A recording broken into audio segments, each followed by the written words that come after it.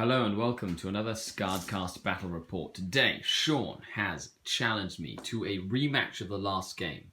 Space Wolves, champions of Fenris versus Dark Eldar with Eldar allies, practicing for the Michael Mudd Memorial Tournament. Let's get this bloodshed battle going.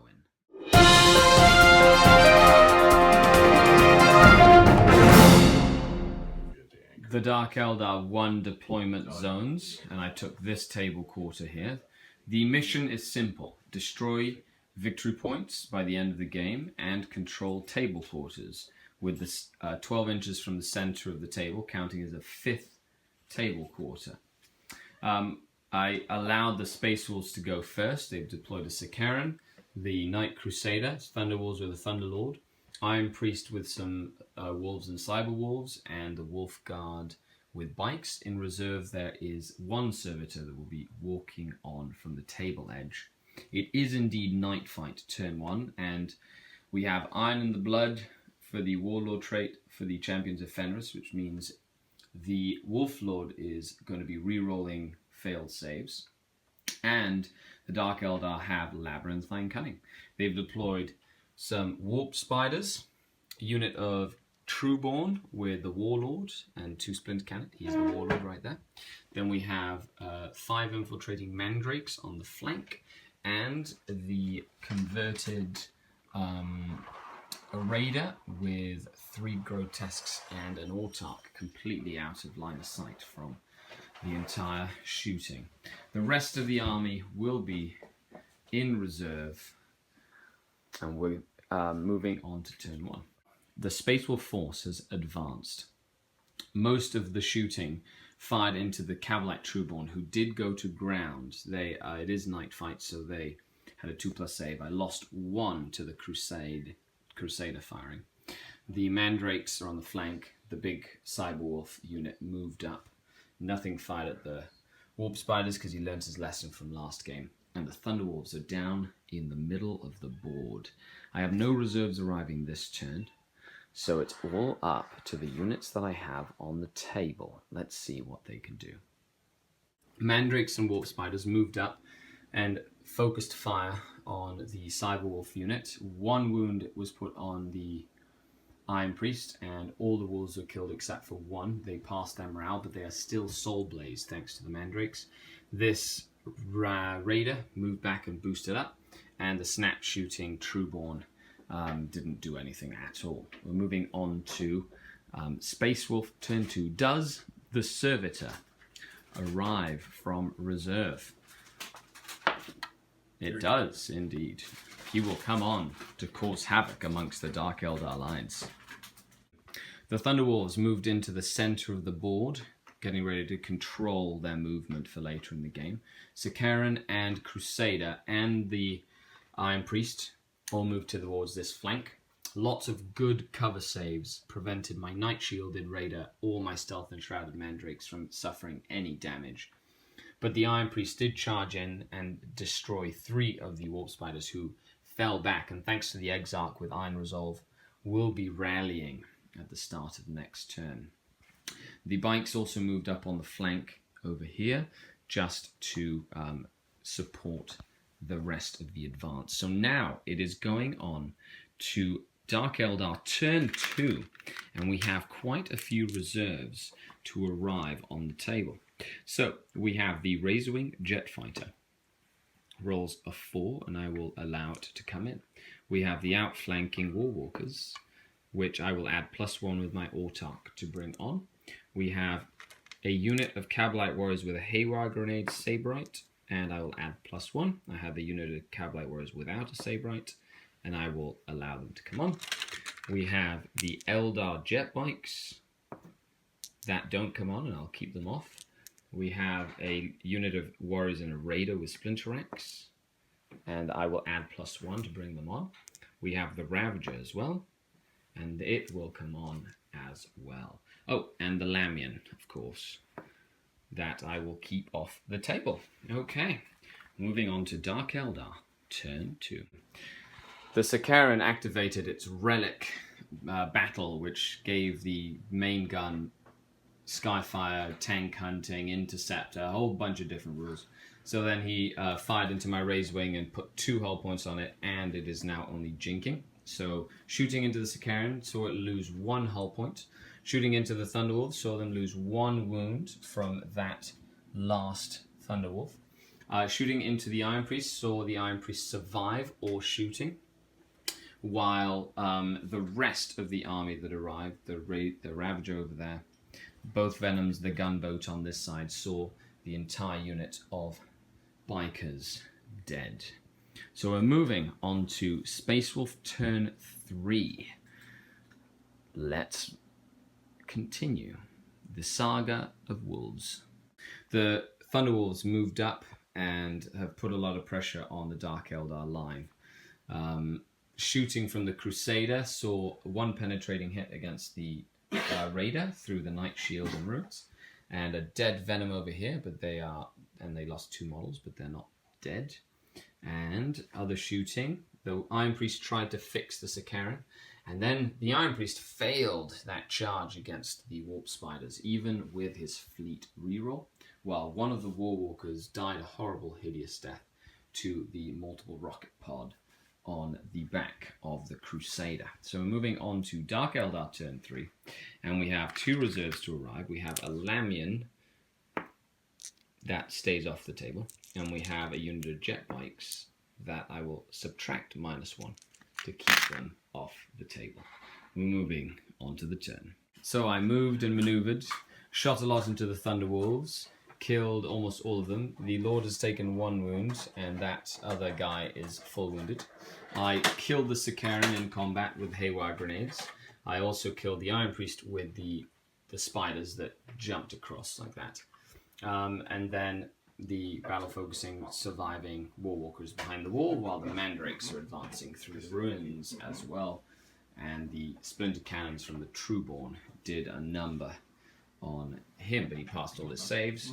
And the Ravager just moved up, tried to shoot at the Sakaran, and 1 snap shooting Dark Lance from the Razor Wing did put a hull point on, which helped me in the long run. So there are 4 models left on the table, but there are a lot of victory points, lots of points in that unit, and lots of points in the Crusader. Let's see what we can do towards the end of the game. The Crusader split up a lot of fire, failed to kill the Venom, immobilized the Raider that passed 4 out of 5 penetrating hits, and then that was it really. Battle cannon fired up into the Warlord's unit, killing 1 that went to ground, but they are falling back, and they fell back down 6 inches. And now the Servitor tried to charge the Warp Spiders and died a horrible, hideous death to Overwatch, and that was the extent of shooting. In combat, the Lord valiantly charged the Venom, blowing it up and killing 3 Cavalry Warriors that were charged by the other Thunderwolf, so they killed the whole unit of 5 Cavalry Warriors as well as the Venom. So we're moving on to Dark Eldar turn 4. Both the jet bikes and the Lamian will arrive from reserves.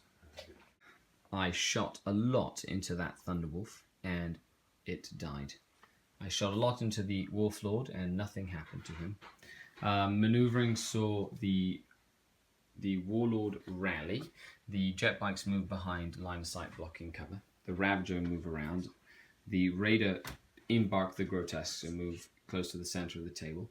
The Warp Spiders moved very far and failed to do any damage to the Knight, while the 1 Warwalker botched his battle focus roll, so he is now out in the open, and the Mandrakes are just over there. The Razorwing flew off the table to come in on turn 5, guns ablazing.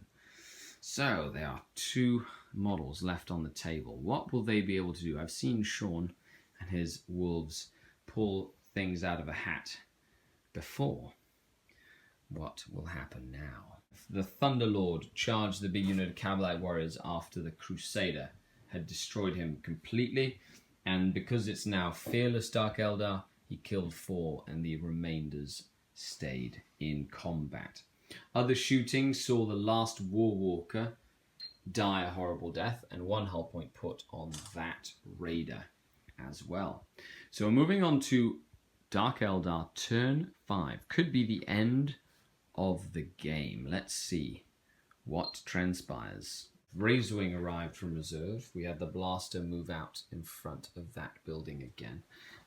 The warp spiders also moved out, and the jet bikes boosted into that corner to contest and take that table quarter. Shooting into the night started with the Ravager doing one glance that got through, and one pen that then turned into an extra D3 hull points. So it took 5 hull points off the knight in one shooting phase. The Razorwing finished the knight off with one more penetrating hit, which exploded the knight cataclysmically. In combat, the Lord decided to miss one of his attacks, and one fearless warrior is left alive, holding the mighty Thunderlord in combat. Sean was not impressed by that one at all. This raider moved around and held the center of the table, and it's pretty much over, but the fat lady's singing. Let's see if the game continues on to turn 7. And it doesn't. It is the end of turn 5, sorry. It does not go on to turn 6, and we'll be back with a count so you can see how the game point system breaks down. Okay, end of the game. So primary was unit kill points, which is like sort of victory points. We get 1 point for every 200 points that you kill. So I got 6 out of 7 points there. Table quarters, there's 5 table quarters. So 1 in the center, so 12 inches from the center, and then the 4 additional quarters. I got all 5 of those there as the OBSEC Cavalite Warriors take it from the Space Wolf Commander. Then we have tertiary points, and I got last kill for killing the knight, and I also got my table quarter. His table quarter for another point. So I lost out on 3 points. 2 points because I didn't kill his commander, which was like warlord kill. So it's a 13-point win to 3-point loss to the Space Wolf army. Thanks a lot for tuning in and watching. Stay tuned for the Tactical Corner. Make sure you go down below to check out all the different links for different videos on the channel. We're on a quest to get 8,000 subscribers for the channel. So if you like the channel, share it, subscribe to it, and make sure you stay tuned for more content. Thanks a lot to all the patrons who make this possible. Appreciate it, and everybody is awesome. Stay tuned for more content.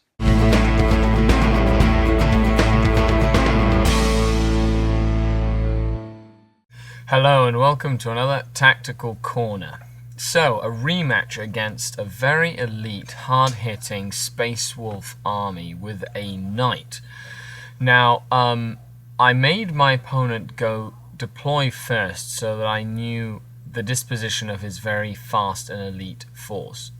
I deployed minimal units of things that could hide and that I could use later in the game, especially the warp spiders and the mandrakes.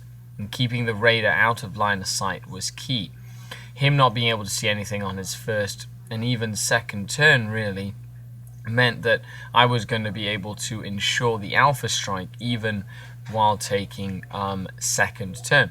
Now, I also wanted second turn for objectives at the end of the game. Meant that I was going to be able to move into table quarters and capture and or contest them towards the end. Now, Sean was playing smarter this game, putting his Thunderwolves in the middle of the table to control their movement and push me to the edges, and that really did help. Ganging up on the Iron Priest with the Wolves, with the Warp Spiders and the Mandrakes, proved to be a sound tactical choice.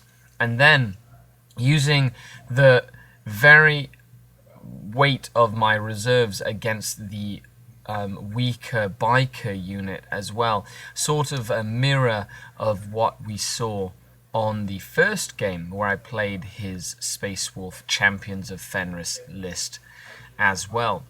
The Sakaran tank is a great addition to his list and was probably my #1 priority target as the main gun ignores jinx saves. But all in all, good movement, good tactical ability from the Dark Eldar, and just volume of poison fire against toughness 5 models forced a lot of saves, and this eventually proved to be the Space Wolf downfall. Now, of course, they are not to be underestimated, and had I not had a very lucky last turn against that Imperial Knight, we would have probably seen the Knight capture a couple of more different points that would have then brought it closer at the end. My Fearless Cavalite Warriors also denying the Thunderwolf Lord final blood, which is a secondary objective for the actual games themselves, means that in and of itself that unit was fantastic. In the Raider with the Splinter Axe was absolutely amazing. I really liked what I was able to achieve with a list that was quite varied, less spammy and more Highlander-ish than everything else. Well, thanks a lot for tuning in. If you have any questions or comments, leave them down below, and we'll see you next time on another SkaredCast Battle Report. This is Skari, your grateful host, out.